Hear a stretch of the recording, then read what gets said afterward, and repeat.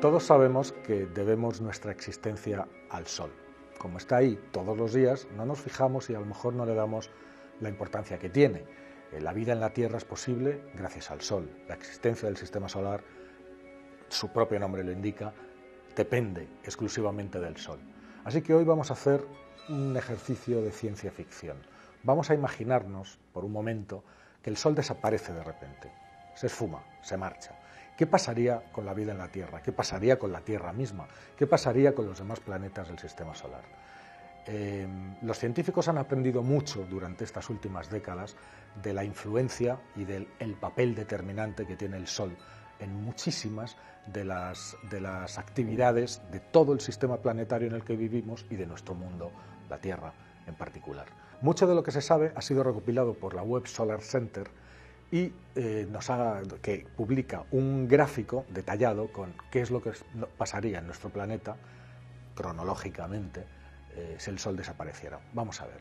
Imaginémonos que el Sol se apaga. Lo primero que faltaría sería la gravedad, y la fuerza de la gravedad es la que mantiene a los planetas orbitando alrededor del Sol.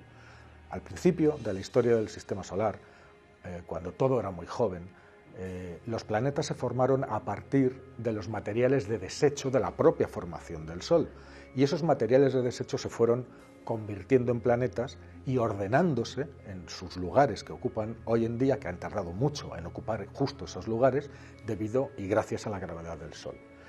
Al principio había enormes colisiones, unos mundos chocaban contra otros, es decir, los planetas buscaban su lugar guiados por la fuerza de la gravedad. Si el Sol nos desaparece, esa fuerza de la gravedad también, con lo cual los mundos que están girando a su alrededor de repente se encontrarían con que no tienen nada alrededor de lo que orbitar.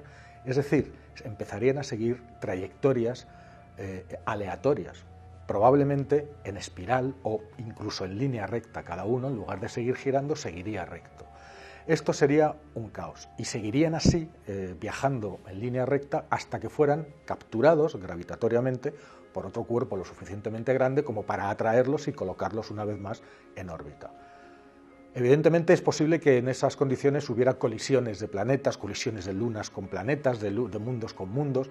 También sería posible que los gigantes de nuestro sistema solar, Júpiter y Saturno, capturaran a alguno de los mundos del sistema y durante un breve tiempo los estuvieran orbitando, pero claro, al ser demasiado grandes, dependería también de la velocidad con que se acercan, es muy probable que acabaran devorándolos y acabando con ellos, absorbiéndolos, es decir, una catástrofe.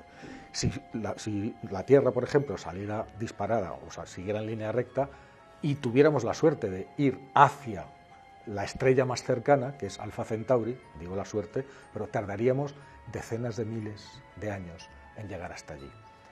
Pero claro, ningún ser humano podría ver eso, porque otra de las cosas que nos daríamos cuenta, no inmediatamente, pero casi inmediatamente, es de la falta de luz.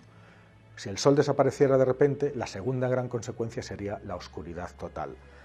Aquí en la Tierra tardaríamos 8 minutos, que es justo lo que tarda la luz en viajar, en recorrer los 150 millones de kilómetros a la velocidad de la luz que nos separan que hay de distancia entre el Sol y la Tierra. 8 minutos. 8 minutos después de que el Sol desapareciera, pues se nos haría de noche. Y sería una noche eterna, una noche que duraría para siempre. Pero claro, podríamos seguir viendo las estrellas, evidentemente porque son fuentes de luz independientes, pero desaparecería la Luna, nunca más volveríamos a ver la Luna, porque el brillo de la Luna, como bien sabéis, es un reflejo de la luz que recibe del Sol, por eso la vemos tan brillante. Así que empezaríamos a vivir en medio de una noche oscura. Sin embargo, no es lo más grave. Lo más grave es que con la luz viene el calor, y con el calor vienen muchísimas cosas, viene la vida en el planeta. No habría luz, no habría calor, las plantas dejarían de hacer fotosíntesis.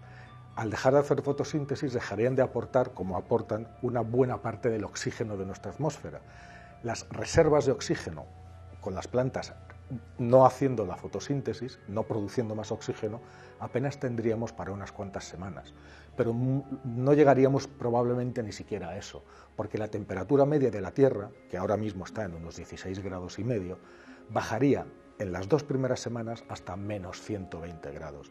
Y en los 3 o 4 primeros meses bajaría hasta los 200, casi 198 grados bajo cero.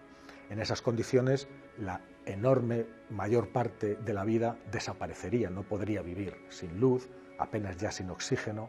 Los últimos, probablemente, habitantes de superficie que desaparecieran serían los carroñeros y las alimañas que viven en cuevas y subterráneos, porque podrían alimentarse de los cadáveres del resto, pero sería una supervivencia muy corta también, cortísima.